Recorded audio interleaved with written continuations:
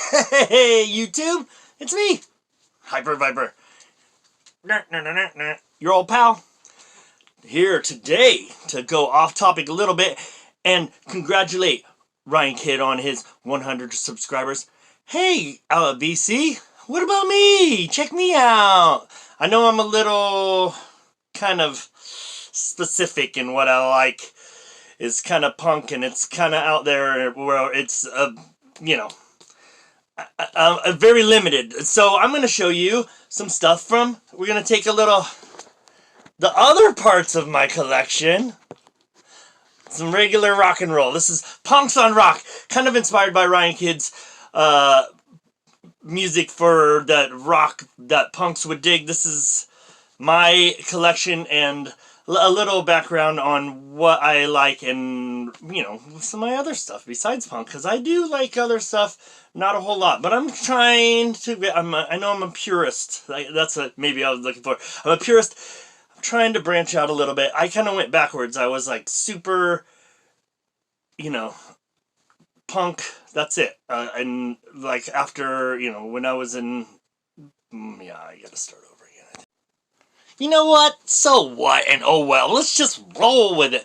I did that kind of like on my last video. I kind of rolled with it and kind of had my emotions about these albums and just kind of shot from the hip. So we're gonna do that again because I kind of like it when people just go and do it. So I'm gonna do it. Here we go. I'm gonna talk about this album. Was I used to hang out with these like skater guys and also vandals. But anyway, back in the day I was a bike messenger and I hung out with these like skateboard guys and they always were doing something fun and had all these activities like have a whatever, bike messenger races or scavenger hunt and stuff like that. And the one guy had a awesome record collection that was like a kind of 80s music and I was always jealous of. And the one thing I always played when I went there, and it'd kind of be like a party, it was always a party kind of going on, and so, but people would be kind of like, get going. It was one of my favorites, and he had, AC/DC and stuff like that too, that everybody else played, but I always played this. Sports by Huey Lewis.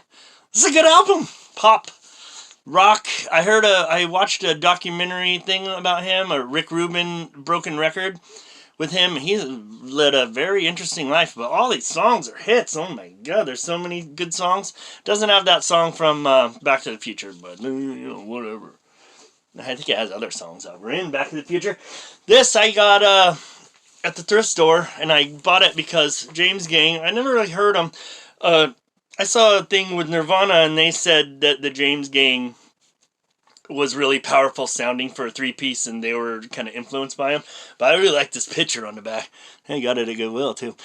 But Joe Walsh looking all cool on his motorcycle, and those other guys look like they're having fun, like riding out in the snow. And yeah, I had this for, I don't know, a year or so. I really like it, but it's a gatefold. It folded out. I didn't know it. It was like stuck together, see?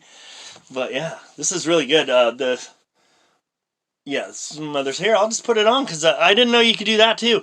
I didn't know you could play records. Some people have been doing that. So we'll show.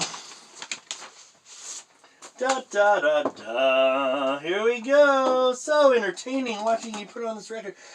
But I think there was I didn't know this was them. I don't know why I can't. Maybe it's because I'm wearing sunglasses. But anyway, we'll play James Gang while we talk about this next record, which isn't really, it's sort of like borderline punk, I guess, but this is a rock. This is Violent Femmes' first album. Yeah.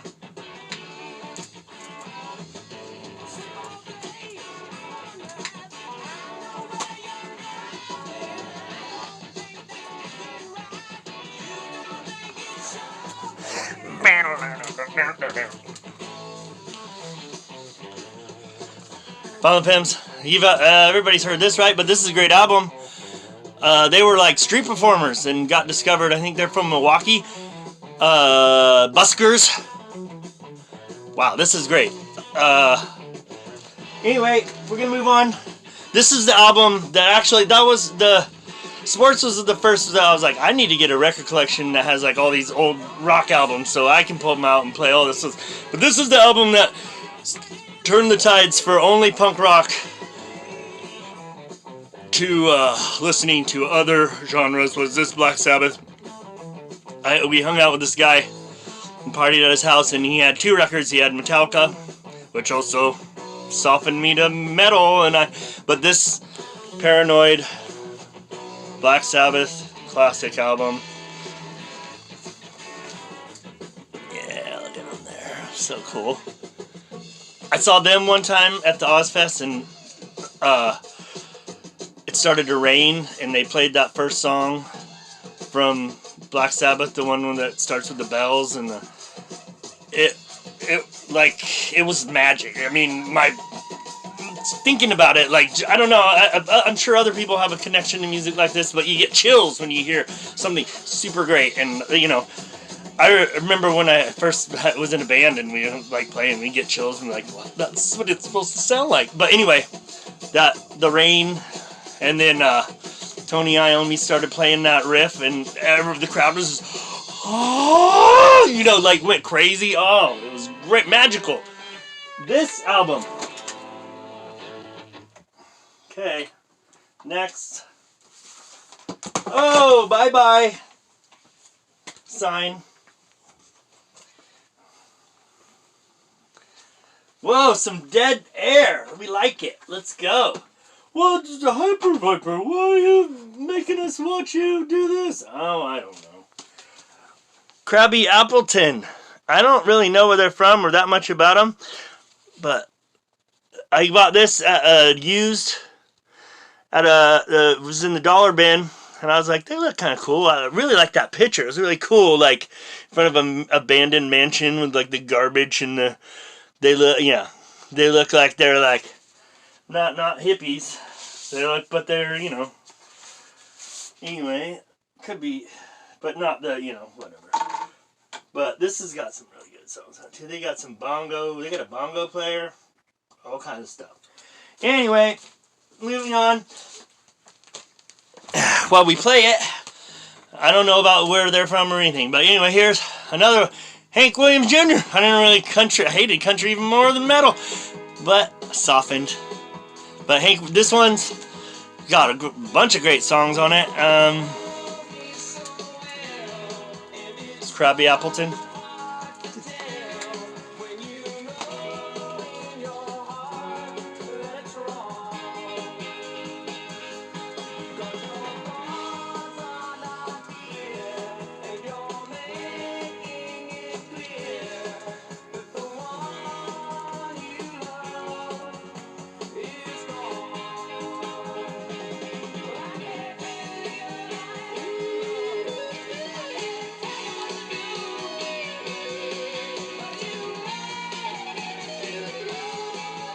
Let me see the date. Sorry. Kind of just blanking out listening to this. Hank Williams. We're going to go through the rest of these, or, you know, while this plays. Cure. Oh, this. Everybody, you know, it's kind of a. But this is a great album. Bunch of great songs. Gotta have Beach Boys in your collection. This is like a greatest hits. I think it has in my room. I like that. And it's the only thing I found that has Be True to Your School on it. So that's kind of why I have this. But it's all like hits, so, you know, you can't go wrong. Hey, help me around. Hey, have you ever heard of this band? Fanny? Oh, women band from the 70s or 60s, late 60s, 70s. They started out 2 sisters and they played ukulele, then moved to California from Hawaii or something, and then made friends and but I guess I'll play this next because this is really great. Everyone's gonna be like, why are you even putting all your records on here? Is that better? Okay. Fanny.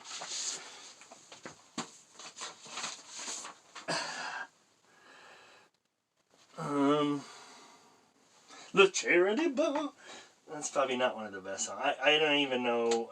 I'm kind of going from the hip. But anyway, This is, I think, their second or third album.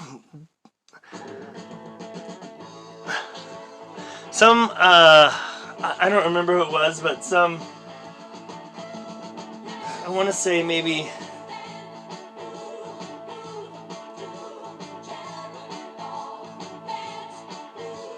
like Candace Bergen or somebody help. This is their clothes and dressed them up. Some celebrity. I read something about that. Anyway, this is them. Let's go. Let's keep going because we'll run out of time. Not really. Pretenders. Classic Telecaster sound of like the good song, Middle of the Road. I really like that song. That's one of my favorites. Back on the Chain Gang's on this one. Guess she was a member of the Damned. Chrissy Hine was. I didn't know that, but Stevie Wonder. Talking Book. This is another $1. Let's check out Stevie Wonder. This one's good. He has like 3 that are supposed to be his like masterpiece. They're in the 70s where he got a synthesizer and started going in his head and made like 3 albums. This is the one I have like a couple of them just because I like this one a lot, but I think this one's my favorite. This has Superstitious on it. Oh, this guy. I went through a definite phase of listening to Skinny Tie Billy Joel. Really like his stuff and consider myself a big fan of Billy Joel in the Skinny Tie 70s, 80s, till he Uptown Girly kind of time. But, I didn't go all the way back to when he was like, but whatever. Here we go. Here's Back from the Glam Day. This is a real important record to me. Shout out to the Devil Motley Crue. Super good. Wow! Oh, my God. Karen Carpenter, the Carpenters. Oh, her voice is so beautiful, haunting. She's a drummer too. Did you know that? I didn't. She didn't even want to play drums. She was doing backup. They were a backup band for somebody, and then someone's like, "Well, get her to sing. She's a way better singer." They were playing for the Still Fanny, by the way. But anyway. So, and she didn't want to be not behind the drum set. She wanted to play drums, but her brother kind of made her to go put in the limelight. But whatever. Once I liked him even more when I found out that she was a drummer. That's cool. And this is one I listen to a lot. You can't really tell, but this is their greatest hits. Here's another guy I went to a phase of when I was backtracking from went backwards from hardcore punk to regular rock, and this guy went through a phase of definitely early Bowie, Ziggy Stardust. Got this. I didn't know these are all covers, but this is a great album. These are all covers, but I heard a lot of these, or a couple of these songs on the Nuggets comps, and a couple of songs I didn't know were covers until I heard some of the originals, and I was like, oh, I guess it's probably all covers, because I didn't really know that much about Bowie, honestly. Here's another guy I went through a phase of. Elvis Costello. I think this one's his best one. Accidents Will Happen. Oliver's Army. Yeah. What's So Funny About Peace, Love, and Understanding. Here's kind of a flex, and it's showing it because I got this Pixies, Surfer Rosa. I was a big fan of the Pixies back in the day, and they were like the first alternative band that I heard and was like, wow, these guys are cool, like, wow, this isn't punk, but this is cool, so, but you know what, I'm a little burnt out, and when they got back together and stuff, wasn't really interested in seeing them, so, whatever, and I don't really actually listen to them very much, but, maybe I overplayed, or I don't know. Duran Duran's first album. This is really good. Half of it is like the best. I guess maybe these are 7 inches, I think, but whatever. I guess Girls on Film and Planet Earth. They put an ad in the paper, and Simon Le Bon showed up, and he already had those 2 songs ready to go. So they were like, And it probably didn't hurt that he's all pretty, because they're all like pretty guys, or, you know, and they were going for that. The new romantic leaders in the 80s. Here's an album, maybe, I don't know, these guys had their moment in the spotlight, which I missed for some reason, but Super Suckers from Seattle, originally from Tucson, I think. These guys are like rock and roll, like super like bow rock and roll. Here, we'll play some of them, because we heard Fanny rocks, kind of grooving, kind of rocking, kind of rolling. Let's see. This is their like greatest hits of the Super Suckers. It's like a double LP, and some of it is like really good. Some of it. They got real rock. Let's see. Oh man, I can't find that. They also kind of have like a bunch of country songs. This is kind of, they're punk basically. I mean, they were like different sounding in the grunge time, which I missed. I moved away in a lot of that, so I didn't have to put. But that's just sorry. People like grunge. I'm not a grunge fan.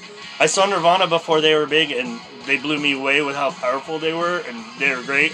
And when all my friends, the punks, talked bad on them, I was like, hey man, I saw them. They were really good, and I'd never heard of them.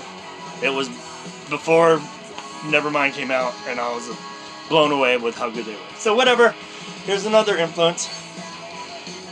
Super Suckers. Became the greatest rock and roll band in the world.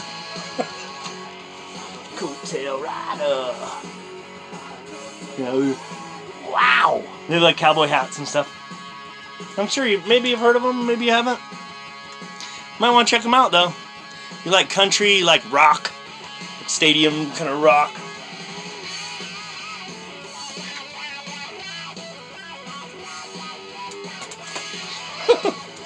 Diva! When I was a kid, my very first band, Diva. And this album, this isn't the original one, but I remember as a kid I had one of those little turntable things, the suitcase kind of, and this was playing, and I had this like shark tooth thing above the record player, and it fell on the record while it was playing and broke my copy of this new when it came out. I was real bummed, and I got one later. But this is you can fold it out and stand it up. Get a picture. Another classic rock. Motley Crue. Gotta have live wire. Here's another thing when I softened to metal, but actually even when I softened to metal, I thought, you know, Judas Priest was cool, and, you know, Metallica definitely, but these guys, Kiss, nah. I was like, nah. But their first album, this is, if I were to do the year I was born, I think this is 74. I'm oldie locks. But this is like one of the only things that came out that I'm like, yeah, oh yeah, it was good. There's a couple other things, but I can't think of them right now. But this, if you don't have this Kiss and you're not really in, I mean, this album, that's some swearing right there. Anyway, Kiss first album, super awesome. This is a grail, I would think. That if you don't have that, like I have a buddy who's like all heavy metal guy, and I was like, do you have Kiss's first album? Like, he's like, no. Come on, man. Get the CD or something. This band, this is kind of cheating too. This is on Lookout, punk label, but this is like kind of grunge. Like, I listen to this and I think like, it kind of, to me, it sounds like a missing Nirvana album, or like early, that kind of stuff. But these guys are kind of before that. They have songs about being growers in Northern California because that's where they're from, but songs about that, and like, you know, kind of grooving, kind of, you know. But this is a Lookout record, and this 1991, so I guess it's about the same time as grunge-ish. These guys were just in California version of it, and more of a lookout style punk grunge, I guess. So, and we're gonna go to my #1 rock album that I can't do without, that I love, but it doesn't have my very favorite song with the best rock and roll solo, I think, Barracuda from Heart. I love this album. Listen to it all the time. Not all the time, but, you know, you gotta be in a special mood. It's kinda, it doesn't, like, flow. It's got some weird, like, kind of hippie-ish stuff, but, you know, it's good. I like it. I listen to the whole, I try to listen to the whole thing, you know, to get their kind of thing that they were going for. Heart. And I don't even think this is their first album, but this is, I really liked this diva as a kid. I remember one time my aunt, I was talking to her the other day, and I was like, you remember when, I think my mom went to go see the Rolling Stones, and I, with my, like, little Star Wars guys, set up a concert and played Heart. I vividly remember that, but I'm sure she didn't, but I did. I don't know why. Also a Goodwill buy. So, hey VC, check out me. I'm hyprvypr. If you, I know, I'm gonna try maybe to make some videos where I kind of let you hear what some of these punk albums are, so maybe you get a better feel, and maybe I'm a little, like, out there for the normal, or, you know, casual punk listeners, and maybe I'll give you, because a lot of the stuff I listen to, I think regular rock listeners would like. I like pop punk, power pop, and the Ramones. So if you've heard the Ramones, you like the kind of stuff that I like, and so you probably like a lot of these punk albums that I listen to. But anyway, I'm hyprvypr, and bye-bye for now. Oh, bye. Oh, no.